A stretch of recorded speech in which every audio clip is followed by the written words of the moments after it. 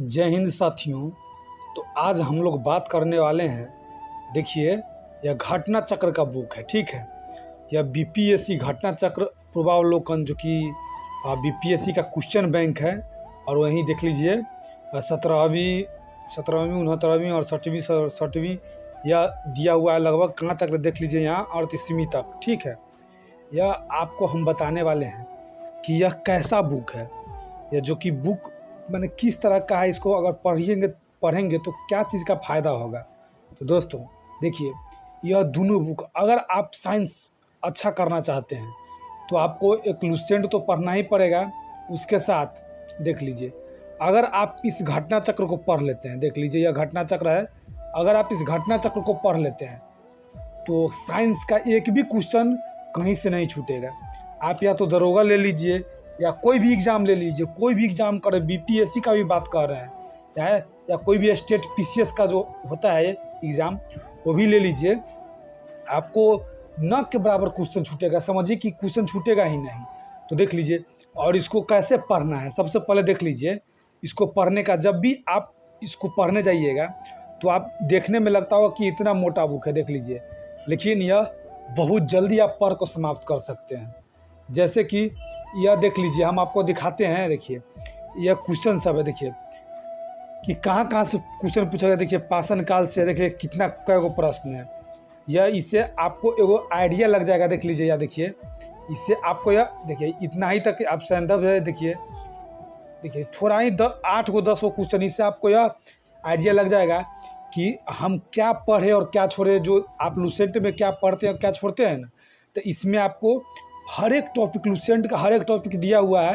Lucent का पढ़िए, और सिर्फ आप इतना भी कर लेते हैं तो हर एक टॉपिक आप क्लियर कर सकते हैं। जैसे देखिए इसमें बार बार क्वेश्चन रिपीट होता है, बार बार क्वेश्चन रिपीट होता है, तो आप देख सकते हैं कि कौन क्वेश्चन बार बार रिपीट होता है। अगर आप इसको एक बार पढ़ लेते हैं तो कितना भी बड़ा से बड़ा एग्ज़ाम है जो आप एकदम क्लियर कर दीजिएगा। देख लीजिए, अब यहाँ देखिए यह पूर्वावलोकन साइंस, ये तो हो गया क्वेश्चन बैंक के लिए। साइंस के लिए देखिए, साइंस के लिए आपको इसको पढ़ना ही पड़ेगा। देखिए काहे कि सब स्टूडेंट पढ़ता है, दरोगा हो या बैंकिंग, रेलवे, एसएससी, कोई भी एग्ज़ाम हो, उसके लिए इसको पढ़ना पड़ता था। देखिए जब सब पढ़ता है तो आपको भी इसको पढ़ना ही पड़ेगा। देखिए कितना मस्त से बना कर दिया हुआ है, और नीचे उसका विश्लेषण भी दे देता है। देखिए मान लेते हैं क्वेश्चन, आपको एक क्वेश्चन है तो क्वेश्चन के देखिए विश्लेषण भी आपको बढ़िया से दे देगा इसमें, ठीक है। चलिए दिखाते हैं। देखिए चालकता के बारे में, थोड़ा चालकता के बारे में बता दिया गया है और इसका क्वेश्चन दे दिया गया है। तो देखिए ज़रूरी नहीं है कि ये चालकता के बारे में दिया है तो आपको चालकता का पढ़ना है। देखिए आप सिर्फ ऑब्जेक्टिव भी इसका कर लेते हैं ना, तो बहुत बेहतर से आप कोई भी एग्जाम में बना के आइएगा। सिर्फ इसका क्या कहते हैं, सिर्फ ऑब्जेक्टिव भी कर लेते हैं तो, और थोड़ा ऐसा हो तो सब्जेक्टिव थोड़ा मोड़ा पढ़ लेंगे। तो देख लीजिए यह बहुत ही इम्पोर्टेंट बुक है, और कितना बार पूछा गया है यह सब नीचे बता देता है। देखिए यह कितना बार पूछा हुआ है, ये सब बता देता है नीचे। तो इससे थोड़ा ये हो जाता है कि पूछा हुआ है तो पढ़ने में अच्छा लगता है, ठीक है। तो देखिए साइंस के लिए अगर आप इसको कर लेते हैं तो आपको लुसेंट के साथ इसको करना है, सिर्फ यही नहीं करना है, लुसेंट के साथ इसको करना है।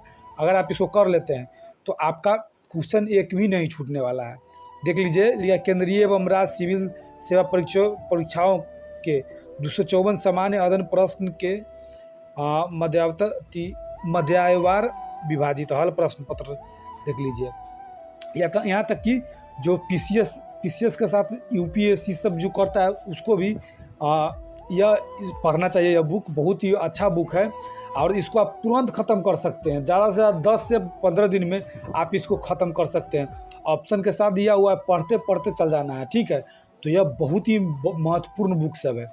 घटना चक्र आपको पढ़ना ही चाहिए। देख लीजिए इसमें देखिए, भारत क्रांतिकारी आंदोलन देख लीजिए यहाँ पे दिया हुआ है। और देखिए इससे जितना क्वेश्चन पूछा हुआ है, देख लीजिए कितना क्वेश्चन पूछा हुआ है, इस सब आपको दे देता है। देखिए कहाँ तक है दिखाते हैं। इसका हो गया आपको, देखिए यहाँ 35 को प्रश्न पूछा, देखिए आप 35 प्रश्न पूछा हुआ है। तो आप अगर इस प्रश्न 35 को कर लीजिएगा तो इस चैप्टर से आपको एक क्वेश्चन नहीं छूटेगा। देख लीजिए भारतीय क्रांतिकारी आंदोलन से नहीं छूटेगा क्वेश्चन।